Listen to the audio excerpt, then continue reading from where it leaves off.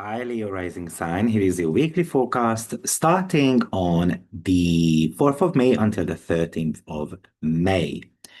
So, hello, Leo Rising. Welcome back. Today we are mapping out the astrological weather for from May 4th through May 13th, 2026. So, if you're a Leo Rising, this 10-day window is quite monumental. You have transits hitting your 10th house, the house of career, and your 12th house, the house of subconscious, creating a bit of a friction between your public image and your private mental health. But the real headline, I think you are entering a season of personal harvest. With major planetary shifts moving into your first house, you are being called to step onto the stage, not just for others, but for your own fulfillment. So by the end of the video, you will have a complete tactical plan to manage your professional demands while honoring your inner life. So let's get into that timing. But before we do that, actually, I would like to invite you for my new course, which is going to be a 16-week relocation master webinar series. I'm going to be introducing 6 ways of determining where you should live, combined with some timing techniques as well. This is going to be highly popular, in my opinion, in the future with Uranus moving into the sign of Gemini. People will want to live a better life. But let's get going on the May 4th series in Taurus, sextile Jupiter in Cancer. This is a beautiful aspect, actually, for intuitive success. You are finding that your public reputation is being nurtured by the work you do behind the scenes. And if you have been feeling overworked, this transit reminds you that your career flourishes when you allow yourself to rest, to retreat, and to tap into that subconscious. It is about you trusting your hidden hunches. So if a professional idea comes to you while you are alone or meditating, act on it.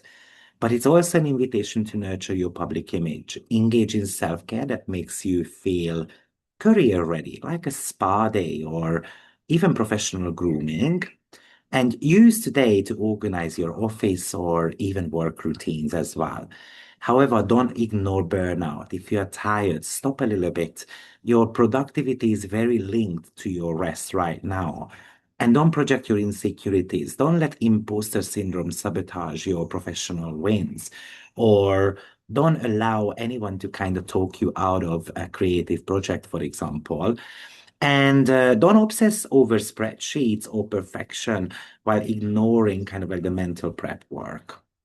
Now, Mercury is also in Taurus, squaring Pluto and Juno in your seventh house. This is a bit of a stress test. Mercury in your 10th, squaring Pluto, Juno in the house of partnership might indicate that you are experiencing certain type of power struggles. Maybe your career goals are clashing with your partner, a collaborator, or even a client. Someone is demanding that you restructure your public life to suit their needs, and it can feel obsessive and potentially manipulative as well. So this is about you clarifying a contract. If an agreement feels off, you might want to use the analytical skills to renegotiate because Mercury is actually in trine to South Node in your second house. And hold your ground. You don't have to bend your career trajectory for someone else's ego. And if you have to talk to this person, do it in a professional kind of public setting. Now, because Mercury is in trine to South Node and Mercury is the dispositor of the South Node, so it feels like that you are coming up with certain type of financial plans, but you don't have to be so rigid about it. Sometimes learn to go with the flow as well. It might be even that someone is going to be offering certain type of an investment plan for you, and then maybe you can't put your ego aside whether to accept or not. However, this is not necessarily an aspect which tells you to make impulsive career moves, So don't quit, don't sign something rashly today, and surely don't give away your power. Don't let a partner dictate your professional worth. Don't let a client dictate how much you should be charging for something. And even don't get into he said, she said certain type of arguments because it's a trap. So keep it as professional as possible. Pallas Athene makes a conjunction to Neptune in your ninth house in the sign of Aries. Pallas represents wisdom, Neptune represents dreams. Ninth house is the house of philosophy, travel, and higher learning. So it feels like that your belief system is actually getting quite a massive upgrade. Maybe you gain ability to see the pattern in the chaos of your life. This is visionary thinking. So if you're writing, teaching, traveling, it can give you actually the lightning strike moment where everything kind of clicks into place. It's about you having to look at your own philosophy. Maybe you want to write down your core beliefs about your future goals. Maybe you have to be trusting certain type of crazy ideas, like if you want to travel or learn something maybe kind of exotic. This is your green light. I highly recommend for Leo to take the relocation course of mine that I'm about to be coming up with, because the ninth house is super active right now in your chart, which is all about relocation and moving to a foreign country.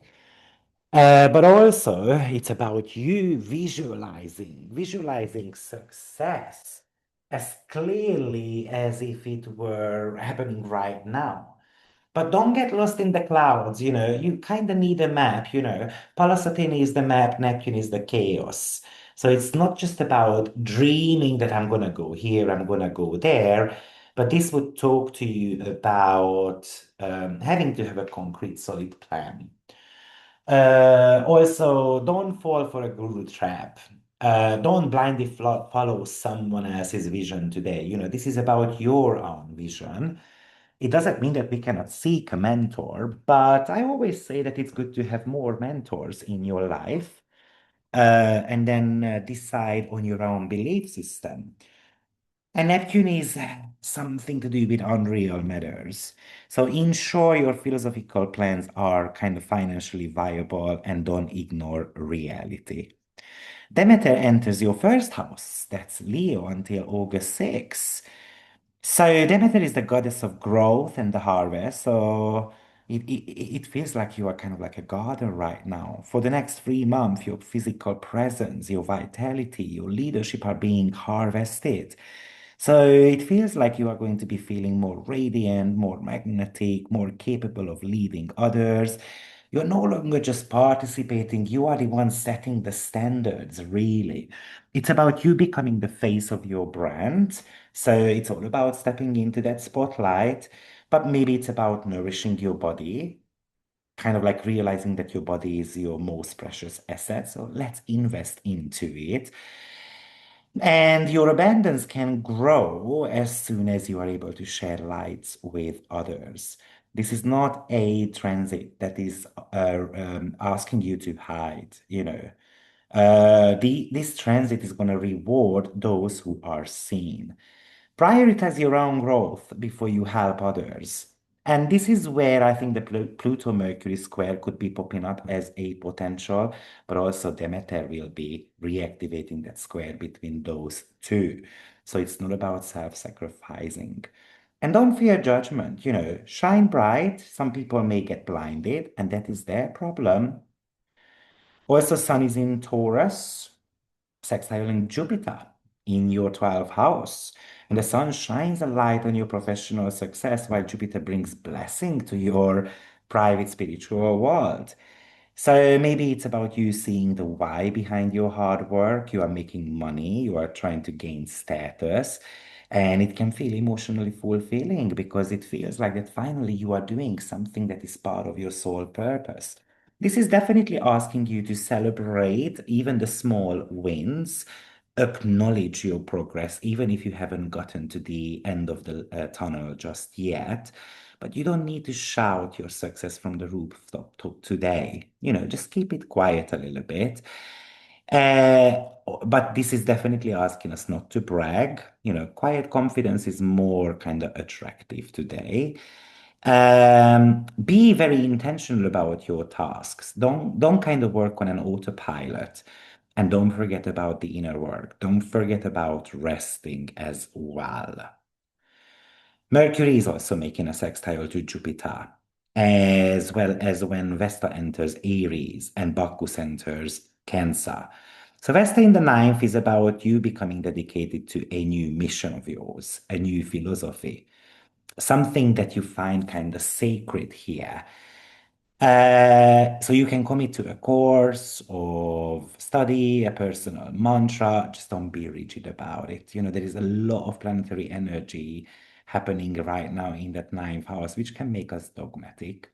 Now, Bacchus enters your 12th house, which is finding joy in solitude, dreams, or even kind of like hidden luxurious spots. So we can go with family to hidden places, but don't indulge in private comforts like a quiet book, a nap, a secret hope. I mean, you can even do that. Sorry, you can do that, but don't feel guilty for needing time away from the crowd because we all need them sometimes, right? I think it's very much about you emerging from a period of friction into that timeline of you feeling more radiant. Um, it's kind of like focusing on what does the world want from me and how can I best shine for myself. It really feels like that you are becoming the architect of your own life, and you should just trust your vision, protecting your energy a little bit, and don't be afraid to take up space. So I hope you found this forecast helpful. So please like the video and subscribe for more. I'm Victor Simon, and I will see you in my next forecast. Take care. Bye bye.